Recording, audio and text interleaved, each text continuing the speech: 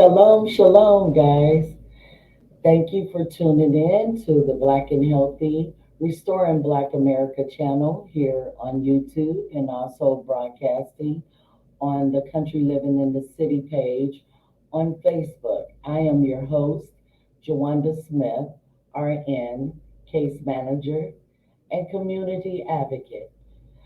And today I have just a short video today about my healthcare updates, end of the year updates. And also, but before I want to get into that, I wanted to give you some information on a blood pressure medication recall. Um, Let me share my screen. There's been several recalls this year from the Pfizer pharmaceutical company. Um, there's been one thing after another, but I just want to show you what's going on here. Now, this was in April, and then I found some more articles regarding this just a few days ago. Earlier this year, it was amlodipine, one of the blood pressure medications, but this particular time they're talking about Acupril, Acupril HCl, which also is a combination drug with a diuretic hydrochlorothiazide. And it says Pfizer's blood pressure med recall creeps into the U.S. as testing flags carcinogen threat. So, guys, if you're on blood pressure medications, please be careful. We have Acupril and we have other drugs. They have different lots. They, if you go on the FDA website, it'll tell you, but this is what they have highlighted. Pfizer is recalling 5 lots of Acupril tablets known as quinapril HCl after testing flag levels of nitrosamine um, in nitrosoquinapril above acceptable daily limits.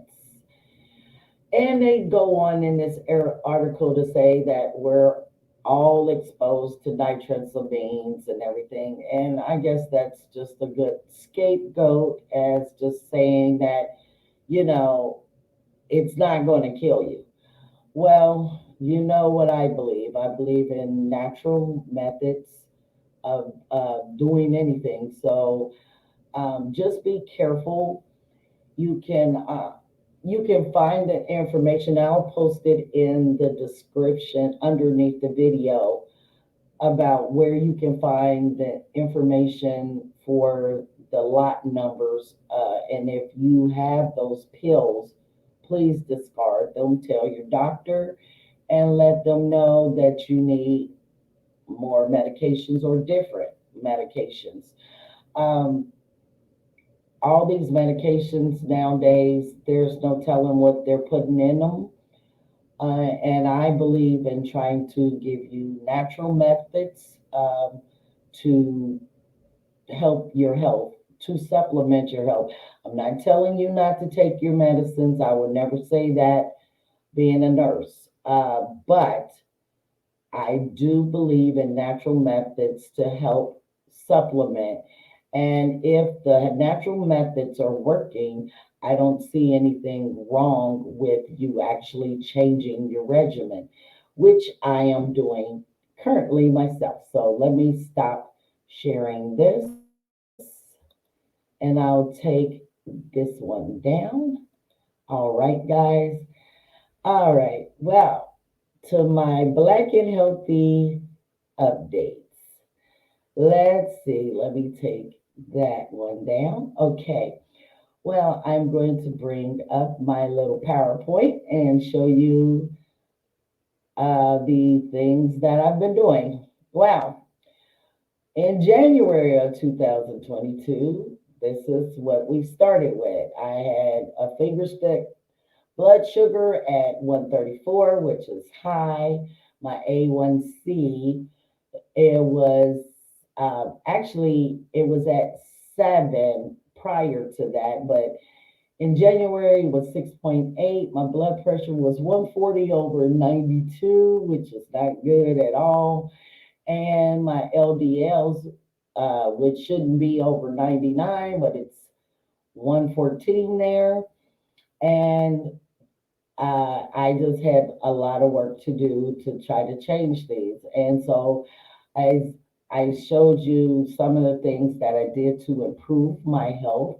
Started working out with a trainer, eliminated red meat. I increased intake of my leafy greens, eliminated bread, no sugar, and increased my water consumption. Now, now that I had a follow-up appointment in December, which this was a week ago, and my finger sticks blood sugars are I took it that morning and it was 86. Um, Now my A1C is down to 6.3. My blood pressure was 136 over 84, which was slightly elevated, but I do know what the problem was there because I did not take my medicine that morning, or I did not drink my tea that I normally drink to help with my blood pressure and my diuresis, which, I retain water. So I have to use supplements to make myself go to the bathroom. I usually take cranberry, cranberry either in the whole cranberry form, or I'll use them in a dry supplement um, with water, pretty much, and drink it. Um, so, guys, I just want to show you a quick video on how I prepare my ginger root for supplementing and helping lowering my A1C. And since it's been effective, I wanted to show you guys what I do. So check this out. Shalom, guys. It's quick video here on how to prepare ginger tea so you can help with your A1C and your diabetes. And you can also use ginseng, American ginseng root as well. But I'm using dried ginger root. Usually I buy a root and I shave it and I dry it out. And this is the result of it. So I use a tea ball and I filled the tea ball up, which when you measure it out, it's about 200 to 400 grams in the tea ball. That's how much it holds. And you want to make sure that once I'm putting the ginger in here and trying not to make a mess. Okay. See, I have the ginger in the tea ball. You want to make sure the tea ball is completely closed. And then you put it in there, and I'm waiting for the water to get hot enough. You want your water to be over 200 degrees because when you put the water in on the root, it's to activate the glycosinicides that's in the ginseng root. So you have to make sure the water is at least over 200 degrees to activate the substances within the ginger. So once your water is hot enough, all you do is pour. You want at least 4 to 6 ounces of water, and you're going to let the tea ball sit for about 5 minutes so all the substances can get all up in the water. Now, it doesn't taste very well without sweetener, but I don't put any sweeteners in it. I drink this all to its entirety once it sits.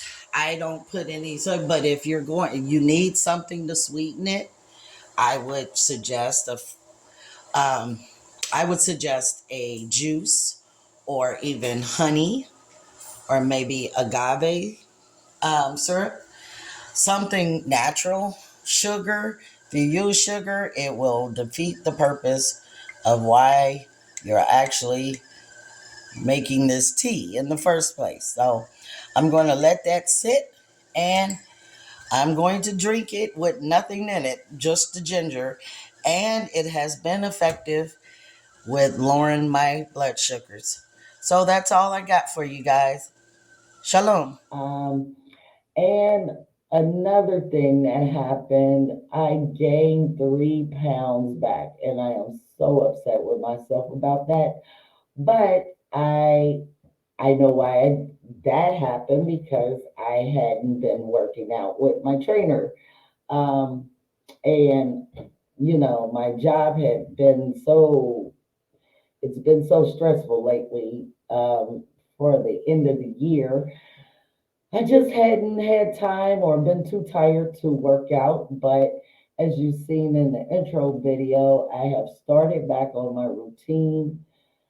I learned enough from my trainer that I don't actually have to go to the gym but I still like to go to the gym.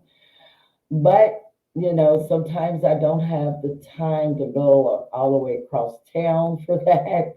But I know I have to continue on my regimen, and I can't skip anything if I don't want to gain the weight back. So, just a word of advice: stay on your routines. If you started any routines to change your health, unfortunately, I am not showing you guys a good example. Because I had to admit that I did not do what I should have done, and that was continue on the exercise regimen. But I made my excuses. Oh, it's too cold. Don't feel like driving. Don't blah blah blah. One thing after another. But to continue to stay consistent, you have to stay on your routine. So shame on me for being lazy about working out, and I'm getting back on it. And I'm going to get rid of those 3 pounds that I gained, and I plan on losing some more, because by summer I want to be beautiful. So I want to get better, and I'm going to continue to do what I need to do.